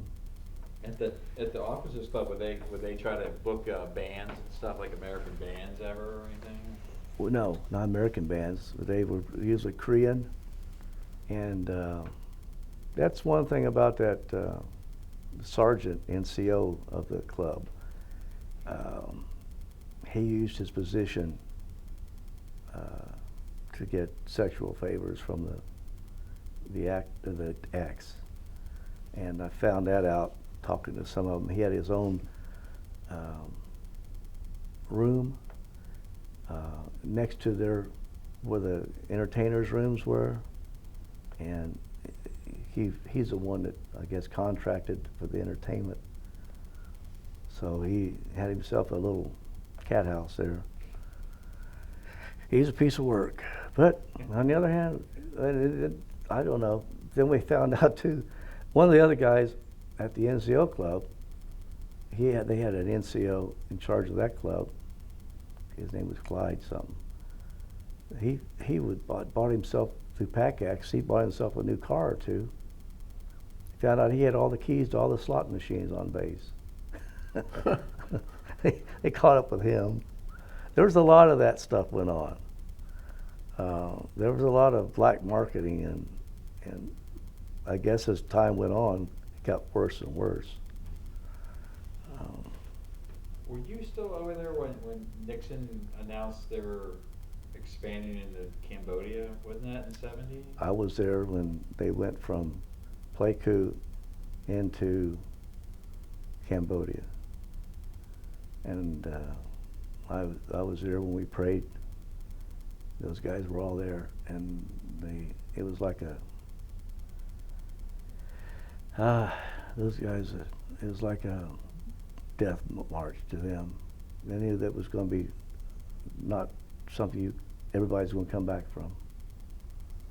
As it turned out, they pulled a plug on it when they were just about to make that a successful mission. They said that was it, come back. And so they fought and sacrificed to get there. It's so far from that. So they wasted a lot of lives to get there, and for no reason. Yeah. They were all there at Pleiku, all they're lined up there.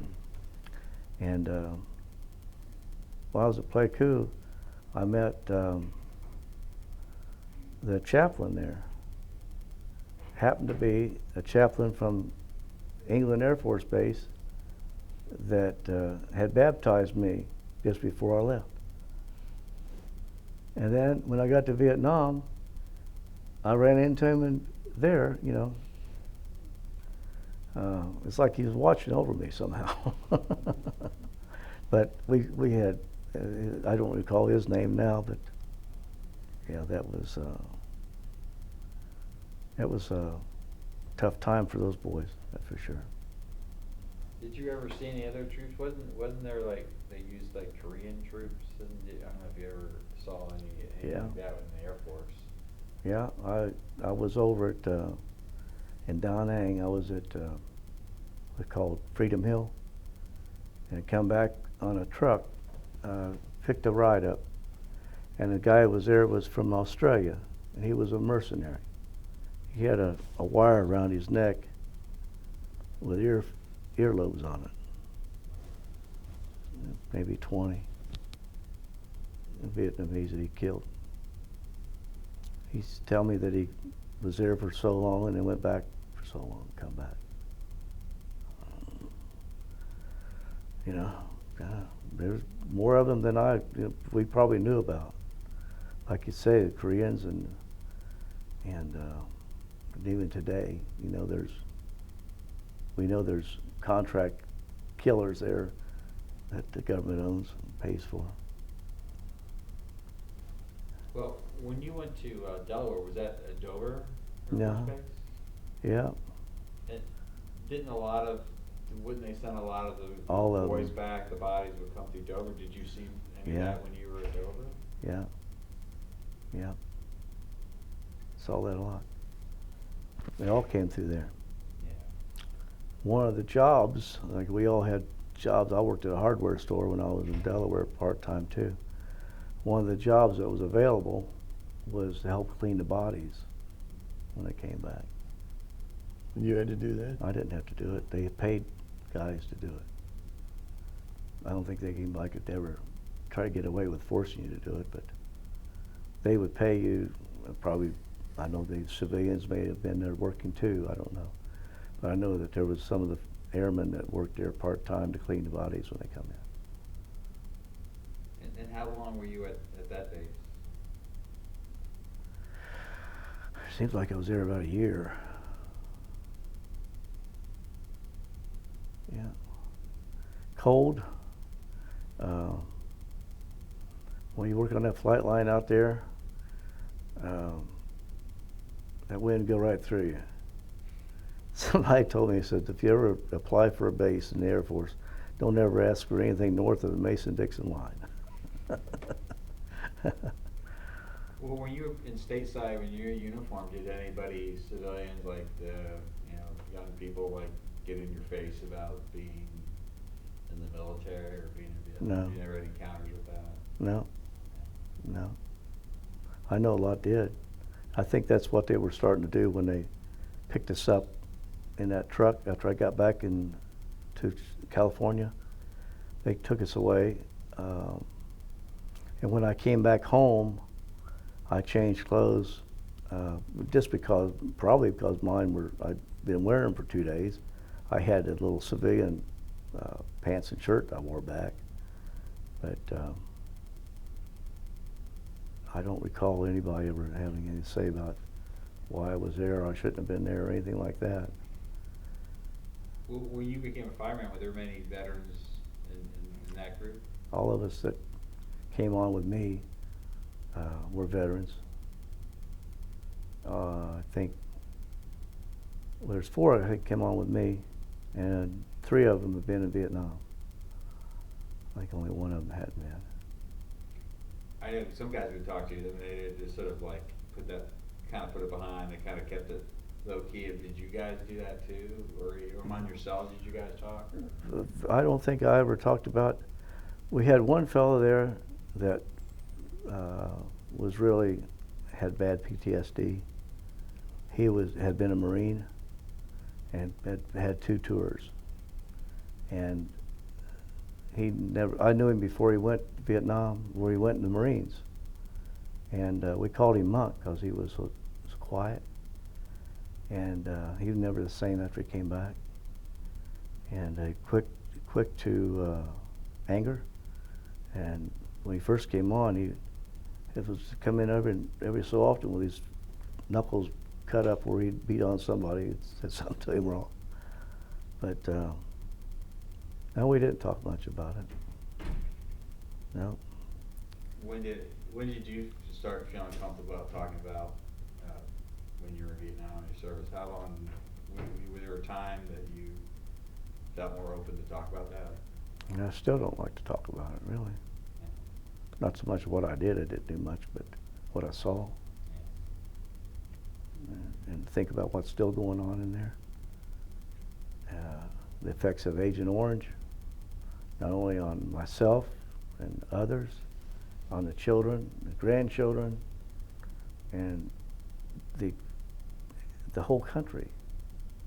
And the fact that they knew when they sprayed it that it was going to have harmful effects.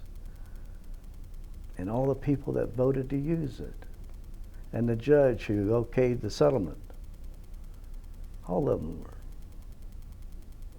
It was terrible, a real tragedy. Well, that organization that you were talking about, Veterans Command. how did you get know about them? How did it come about with them? Well, one of the fellows that comes around the body shop where I hang out a little bit, he asked me about, he had been in Vietnam, and he said that this group might help me get compensation for my injuries, and some of the things you've got problems with today may be related to that Agent Orange exposure. I said, well, I'll look into it. He said, well, come down. We've got a group that meets. I think he was one of the first that met in the garage. There was like 10 or so that met in the garage. Now there's, 489? 400 and some. Over 400. That people just come together to help others get their compensation, deal with their problems. Sometimes you'll see somebody somebody make a loud noise, and you'll see somebody shake. You can still see it in them. Are they just in Middletown? This group, yeah. Mm-hmm. They talked about splitting off, but they never did. The group that handles it, our backroom guys, that handles the paperwork, they're getting a little bit overwhelmed. There's a professional that can help us, with our claims, and it's a big commitment to sit back there and work 4 or 5 hours a day on other people's paperwork. you know, and nobody pays a dime for anything. That's a good group. You know, like I said, it's not just for Vietnam veterans. We've got World War II veterans, we've got Korean War veterans, Afghanistan, Iraqi, Persian Gulf. We've got everybody there's represented. Even let daggone Navy guys in.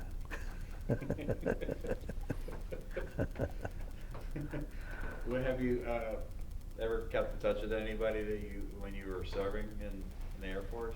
No. Lost track of people? No. I saw Sergeant Brown out when I went to Myrtle Beach one time, and I wanted to go see him, but for some reason we didn't. And I thought, well, I'll just look him up later. I never could find him again. The one sergeant I had in Bruce Hodgkins was a sergeant in England Air Base. He was a real good guy. He brought me into his church and got saved, and he had rented a house. Right behind him was an apartment, and the girl I was dating lived up there. I think she actually moved in there after I started seeing her, and that's who I'm married to now. Never did see Bruce again. He got transferred real quick. We didn't get much time before he left. But yeah, we had back then it was not bad at all. I didn't mind the service at all. But another thing too was it was in the South, and I'd go to church and somebody'd always ask me before I had a girlfriend, why don't you come home with us and have supper or have lunch with us or stop by, you know? Well, when I got to Delaware, you tell somebody in Delaware that you work for the air base, you couldn't even, you know, you aren't going out with my daughter, you know, you couldn't, they didn't want you to even rent a house from them or apartment. If you was in the military, we'd rather have somebody that's, you know, more going to be here for a while. I don't know, but they just had a different. I don't know if it's where you're at, or maybe some bases are like that. Rather than that base in Delaware was a huge base, a lot of civilian workers out there, and Delaware or Louisiana was a small base. Dover's still there, and they're still the same place where they take all the people that are killed. That's where they usually end up. Have you ever come across any of the kinds of aircrafts that you worked on, like a C-47? Do you see them around anywhere? Or They're still flying. Like Pat said, when he first went to work in Middletown, at Hook Field, there was probably 6 or 7 of them that were being flown daily, making light transports. It's still, not still, but then, it was one of the most economical planes to operate, and one of the safest planes. And they're still up there. You know. You ever look up and see them? No, not lately. Well, you could see them for a while in Middletown. Well, that's all my questions. Thank you. No. Well, before we quit, let me. Can you see these, Brian? Yeah. What? Is that a picture of you? That's a picture of me at the hangar I worked out of. Where? That's in England Air Force Base in Louisiana. And that was a 65 Rambler that I took down there. Oh, that was yours? Yeah. Is that you again? This picture is taken at Da Nang, and that's an aircraft engine I was working on. That's a C-47 engine. And, I forget what, I think I changed the starter on it that day. I never even knew where the starter was, but it's in the book, you know, step by step. I did no problem. Who's this good-looking guy? I think this was right after I got to England Air Force Base. They took those pictures. All right. Well, I don't have any more questions, I don't think. Brian's pretty well covered what I didn't cover. I want to thank you No. for your service, number one. I do it And again. thank you for doing this interview. It's been You're very welcome. interesting and rewarding.